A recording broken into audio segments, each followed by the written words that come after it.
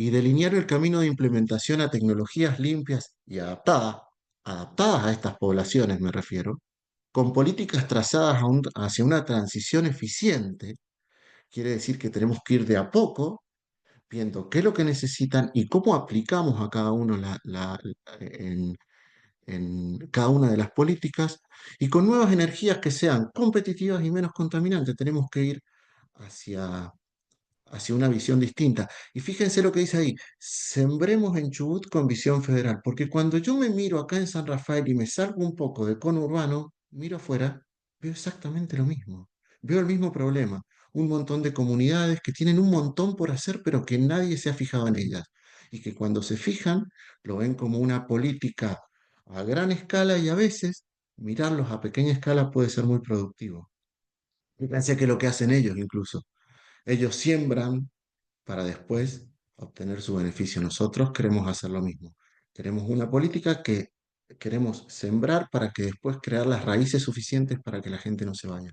Y lo que necesitamos es que el legado sea sostenible, tener un territorio preservado, un medio ambiente sano, una cultura rural fortalecida, inclusión de las comunidades y resiliencia de estas comunidades. Queremos tener eh, a nuestros jóvenes en nuestro territorio haciendo, eh,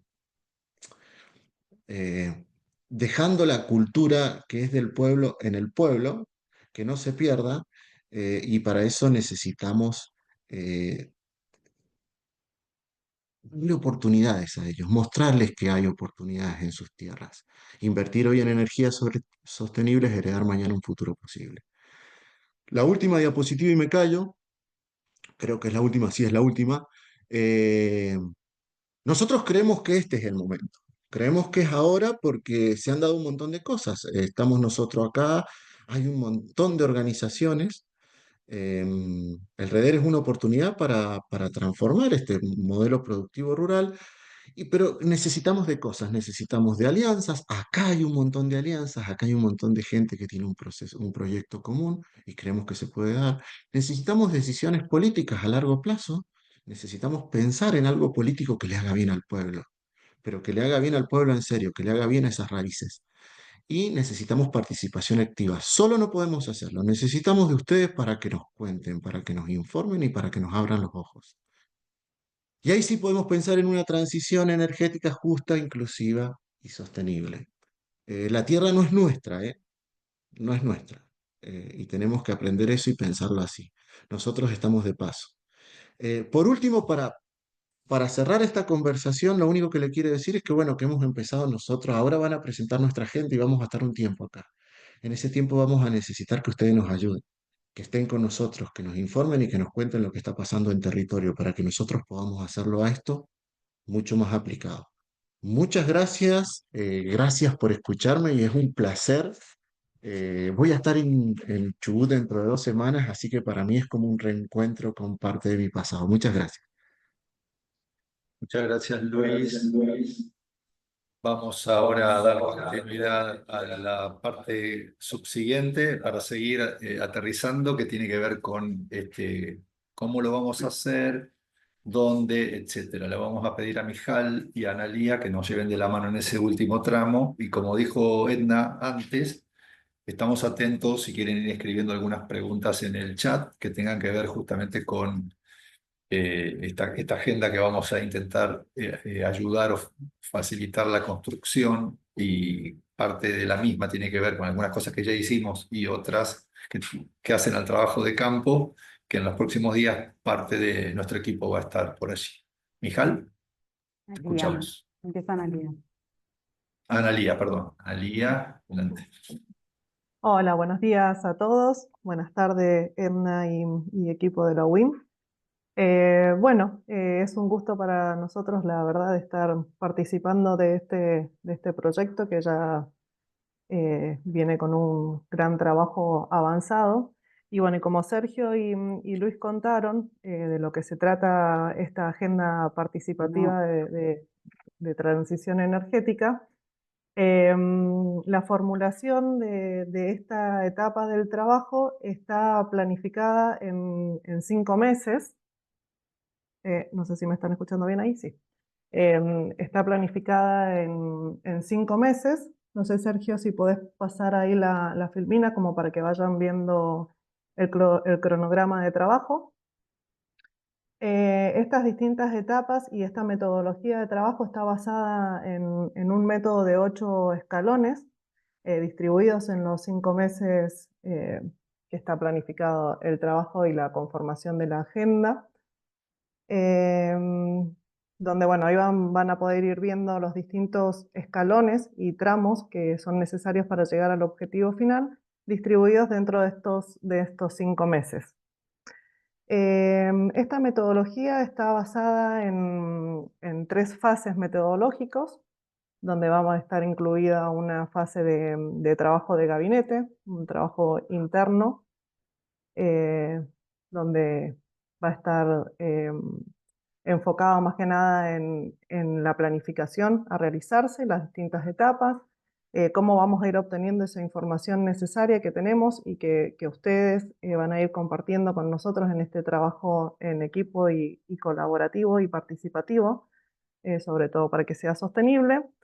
Un trabajo de campo que se va a realizar a través de 2 visitas ahí al territorio de ustedes para poder recabar toda la información necesaria a través de, bueno, de encuestas, de comunicación participativa entre los distintos actores, y una fase de elaboración de informes, donde estas 3 fases, bueno, obviamente se van a ir realizando sistemáticamente y colaborándose una con las otras por medio de estos 5 meses. Las visitas de campo al territorio, que bueno, donde vamos a poder interactuar un poco más con ustedes, están planificadas para realizarse en la primera semana de junio, perdón. La primera visita, donde vamos a estar, bueno, ahí una semana. Ya Mijael les va a comentar un poco más cómo se van a desarrollar esas tareas. Y una segunda visita en el mes de julio, a finales de julio, para poder concluir con el trabajo de campo. Y bueno, y ir obteniendo distintos productos que se van a ir desglosando del objetivo principal, que es poder llegar a esta agenda. Bueno, así que en un primer principio se trabajará con un diagnóstico situacional ahí del territorio, bueno, para ir conformando ese mapa de actores necesario para ir trabajando conjuntamente y poder identificar ese interlocutor para que podamos realizar todo el trabajo necesario, hacer toda una propuesta de sistematización y una agenda conjunta de esta transición, obteniendo también una base de datos que sea realmente significativa para poder conformar esta agenda. Y bueno, se plantean también distintos trabajos y capacitaciones a realizar durante todo el proceso, donde esas capacitaciones, algunas se realizarán en campo y otras se irán realizando sistemáticamente a través de otras herramientas, como por ejemplo la web y las herramientas de Zoom. Pero bueno, esa es la idea de en estos 5 meses poder trabajar en conjunto para lograr esta agenda de transición inclusiva y conjunta con los actores del territorio. Bueno, lo más importante para poder lograr justamente la construcción y llevar adelante este cronograma de trabajo tiene que ver con algunas cuestiones básicas que estuvieron hablando Sergio, Luis, y a las cuales también referenció Analía, que tienen que ver con que esta agenda no se construye solamente desde nuestra intervención técnica, sino que más bien lo más importante tiene que ver con cómo nosotros vamos a trabajar con ustedes a lo largo de estos 4 meses de inclusión del equipo técnico en el territorio y en el marco de este proyecto. Nosotros vamos a trabajar en el marco del el área de gobernanza de este proyecto, y para construir gobernanza no se construye si no es a partir de la participación de los actores que están vinculados e involucrados en todo este proceso, en conjunto con 500 RPM, con la WIM y con los distintos actores que conforman el sector subnacional, la provincia y los actores municipales y los productores. Nuestra idea es poder llevar adelante el trabajo de campo para poder, de esta forma, construir información que realmente refleje la identidad, los problemas y las posibles soluciones para poder crear esta agenda en forma colaborativa, participativa y avalada por cada uno y cada una de ustedes que van a ser parte de este proceso. Lo que más nos interesa justamente es que, en función de las energías y las fuerzas sociales que forman parte de ese territorio, poder decantar todo este proceso en una real elaboración de una agenda que sea estratégica y que refleje un proceso de transición de energía justa, inclusiva y sostenible para que redunde realmente en lo que necesitan en su territorio. Así que esa es un poco la idea de poder ir a compartir con ustedes, conversar, hacer entrevistas, generar encuestas, poder relevar información de primera mano para que podamos llegar y arribemos a la construcción de esta agenda, que tiene que ser una agenda participativa. Así que ese es nuestro trabajo y de esta forma lo queremos lograr en conjunto y con ustedes.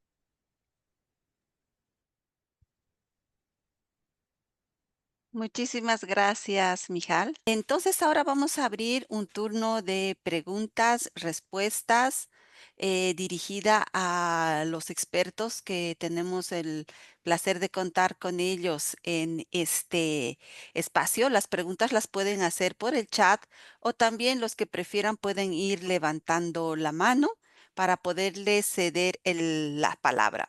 Antes de ello, y mientras vayan escribiendo sus preguntas, quiero dar las gracias por estar presentes en este webinar al subsecretario de Agricultura y Ganadería, Mirko Schiavani, a la ministra Laura Mirantes, que continúa con nosotros conectada, ministra de Producción de la provincia de Chubut.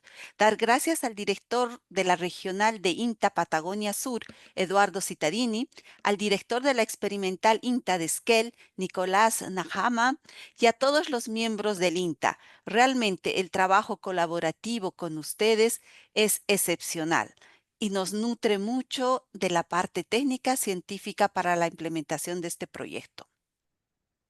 Muchas gracias. Si alguien quiere hacer uso de la palabra, por favor que levante la mano. Eduardo ha levantado la mano. Eduardo, ajá. Ahí está, Eduardo, no te veía. Por favor, No hay tienes el problema. micro. Sí, Un gracias. gusto saludarte. ¿Cómo estás? Un gusto también. Bueno, gracias a todos por la iniciativa primero, por las presentaciones también, está todo muy claro. Más que preguntas, quería hacer un comentario, una reflexión y bueno, después conocer también la opinión de ustedes al respecto. Bueno, por supuesto, hace falta apoyo institucional, fondos y en definitiva políticas públicas, políticas de Estado, pero no necesariamente del Estado nacional, provincial, sino también de instituciones, ONG u otros estados. Pero al mismo tiempo necesitamos generar capacidades para el día después. Eso es algo que me preocupa mucho en los procesos de desarrollo porque tenemos un montón de experiencias de planes y programas que han andado muy bien, que fueron muy exitosos, incluso desde el INTA, por ejemplo, el ProHuerta, que hasta lo exportamos, ¿no? Tuvimos el ProHuerta Haití, y en un momento, por un cambio de coyuntura, de política, por lo que sea, se corta y se derrumba. Entonces eso es algo, me parece muy importante reflexionar, de tener en cuenta en la implementación el día después, que va a llegar, en algún momento va a llegar de una manera u otra. Y también en forma análoga hay que generar procesos más focalizados en la coinnovación y tratar de salir de modelos lineales y transferencistas, que también tenemos muchos ejemplos de programas que parecía que funcionaban bien, pero que generaron mucha dependencia tecnológica.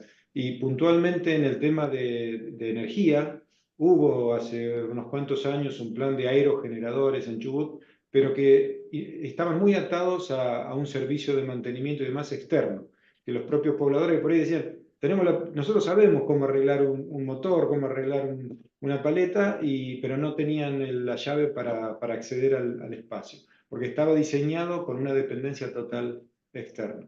Sí, son simplemente esas reflexiones esas dos, ¿no? De pensar al día después y pensar en procesos de coinnovación para aprovechar la potencialidad que tiene todo el conocimiento local, práctico, empírico, que es sumamente valioso y que podemos poner en valor. Y que va en línea con lo que decía Sergio al principio, de movilizar esas capacidades latentes, ¿no? Que es fundamental. Gracias. Gracias, Eduardo. Me parece muy importante tu reflexión, que es una recomendación además, y que recién nos mirábamos con Mijal, porque físicamente, les cuento a todos, estamos en un aula física en clase con 6 pasantes peruanos de la Universidad Católica del Perú, que están como observadores. Los invitamos a esta actividad como observadores. Ellos son alumnos de la maestría en Gerencia Social del Perú, donde tenemos un convenio porque hay una mención en desarrollo territorial. Y justamente ayer y hoy hablábamos de la sostenibilidad de los procesos. Y como bien decís, Eduardo, la sostenibilidad no hay que pensarla al final, sino al principio, digamos, cuando estas iniciativas se ponen en marcha, porque eso que señalabas, hay ejemplos para ser dulce, si se me permite el término llano, y además como estamos en Chubut, sobre todo en la cordillera, la parte que nos toca, digamos, hay ese potencial, esa fortaleza.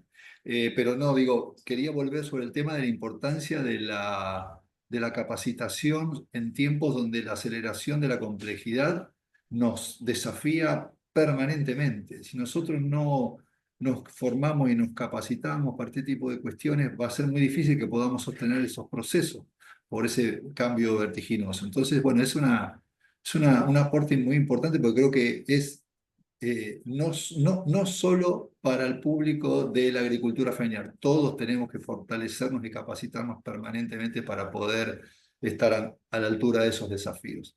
No sé, Mijal, si querías decir alguna cosa, porque movías la cabeza cuando Eduardo intervenía, y si no estaba la ministra, que levantó la mano en un momento, la ministra, Primero la ministra. físicamente, y después lo tenemos a Raúl y Enrique en fila. Simplemente, hola Eduardo, ¿cómo te va? Buenos días, buenas tardes. Simplemente decirte que forma parte también de las líneas estratégicas y de las cuestiones que tenemos en cuenta e involucramos. Se hizo una pasada muy rápida en el cronograma, pero forma parte también de lo que buscamos con nuestra intervención en el marco de este proyecto, que es mucho más amplio. Nosotros estamos trabajando solamente en el área de gobernanza. Sin embargo, el tema digamos, de la comunicación permanente, el tema de la instrumentación de determinadas estrategias, productos y herramientas para regar información, pero sobre todo la capacitación y la sensibilización son parte transversal de la propuesta que nosotros hicimos y por la cual también ganamos la licitación y estamos trabajando en el marco de este proyecto, por lo cual nos vamos a volver a encontrar, porque esta es la primera parte digamos, de estos meses de trabajo, y nos vamos a volver a encontrar porque necesitamos justamente esta reciprocidad para afirmar lo que nosotros propusimos y además para poder construir lo que se viene en materia, por ejemplo, de generación de capacidades. Y ahí vos con el INTA y el resto de los actores son sumamente relevantes y necesarios, porque entendemos que no podemos construir una agenda de transición energética en un marco de un proceso de desarrollo local si no están los actores sentados en la mesa. Muchas gracias, Mijal. Vamos a cederle la palabra a la ministra Laura Mirantes, que tenía la mano levantada.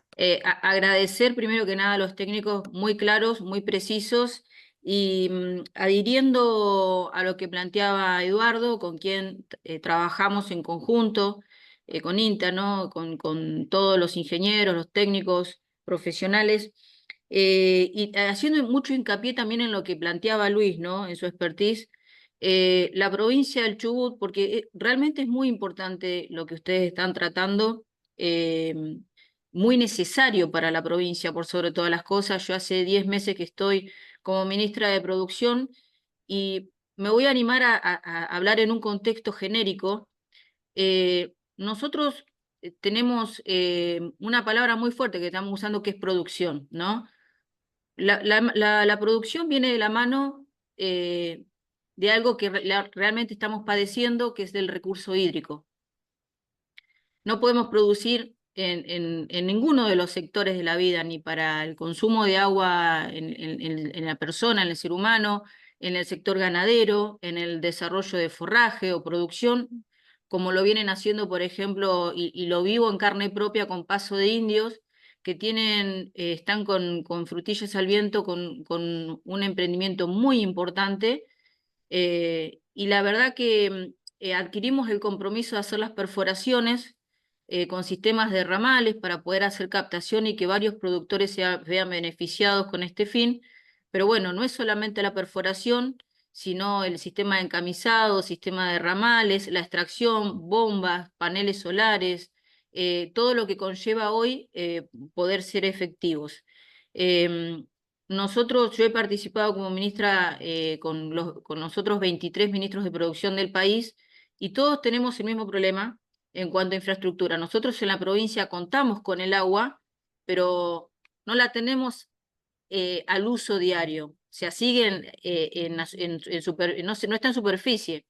Entonces, el tema de la captación y el recurso en infraestructura que tenemos que incorporar para que distintas instituciones puedan facilitar de alguna manera estos proyectos que son de sumo interés, justamente trata de lo que bien apuntalaba Luis y Eduardo, de decisiones políticas. Decisiones políticas que llevan a decir esta inversión tiene que ir por acá porque si no va a ser imposible.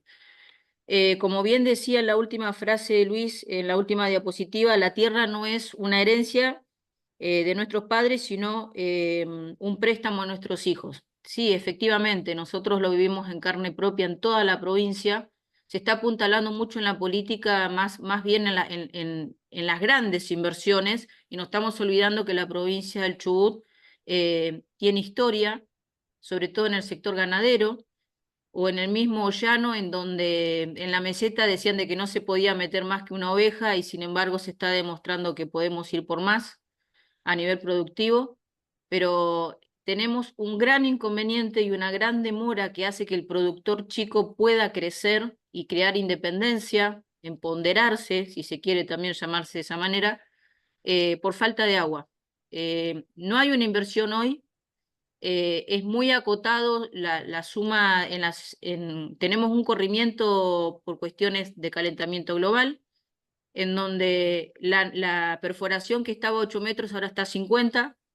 No hay una topografía genérica, que es algo que estamos trabajando fuerte con IPA, porque necesitamos de geólogos, de profesionales que incumban sobre la asistencia técnica, y poder contar así con esto que queremos implementar también, y de hecho lo acompañamos a Eduardo, porque bien saben que INTA está pasando por una situación muy complicada, y tenemos que empezar a recuperar, digamos, estas cuestiones de mesa de trabajo.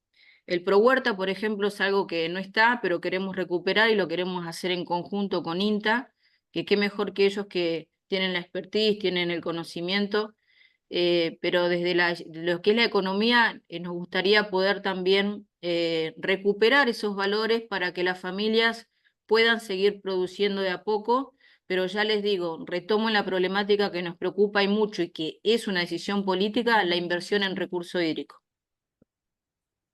Muchísimas gracias, ministra, por esas reflexiones tan importantes. No sé si quieres responder, Luis, y luego le daríamos la palabra a Enrique Casares, que tiene la mano levantada. Ok, muy cortito, Enrique. Eh, con respecto a lo que acaban de contar, eh, esa problemática es una problemática que se da en todo el territorio. Yo he tenido la oportunidad de trabajar para otras implementaciones a nivel nacional, que he tenido que escribirlas y se ha trabajado exclusivamente en lo que es el acceso al agua. El acceso al agua está siendo un problema, tiene un impacto muy grande del cambio climático, ha tenido cambios importantes y el acceso al agua no es tan sensible, tan sencillo como se ve como poner un pozo. El tema es que las napas están bajando, están habiendo cambios en la cantidad de agua, entonces hay que hacer nuevos estudios de de los acuíferos. Por eso hablábamos tanto de la sostenibilidad de este proyecto y de hacerlo entre todos, empezar a charlar. Acá hay organizaciones muy importantes y que tienen conocimiento del terreno y del territorio. Nosotros no podemos hacerlo solos. Necesitamos de ustedes. Soluciones hay. Incluso muchas de esas ya están escritas. Lo que pasa es que yo lo puse en una de las frases, no sirven los paquetes cerrados.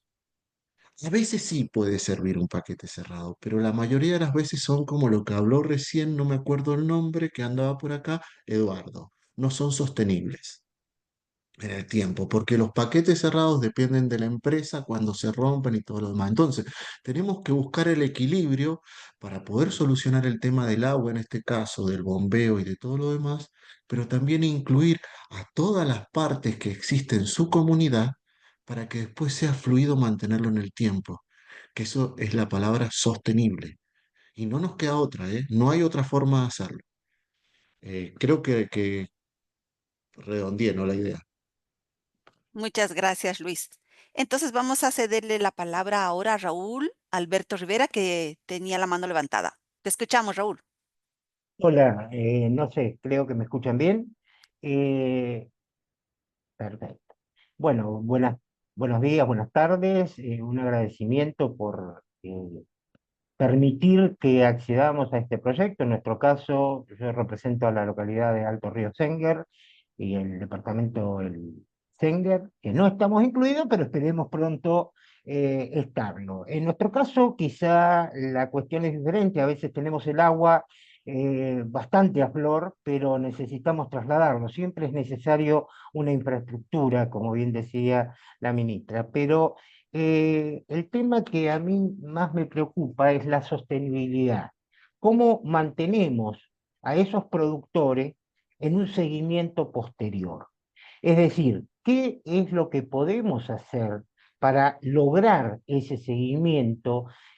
Por ejemplo, en nuestro caso le damos la semilla, pero decimos, mire, vamos a ir controlándolo, vamos a ir ayudándolo y lleguemos al final. Y en el final usted entrégueme algo de semilla para que el año que viene lo podamos seguir. Pero esa sostenibilidad puede ser iniciada en un proyecto como el que están planteando, pero debe ser sostenida después en el tiempo.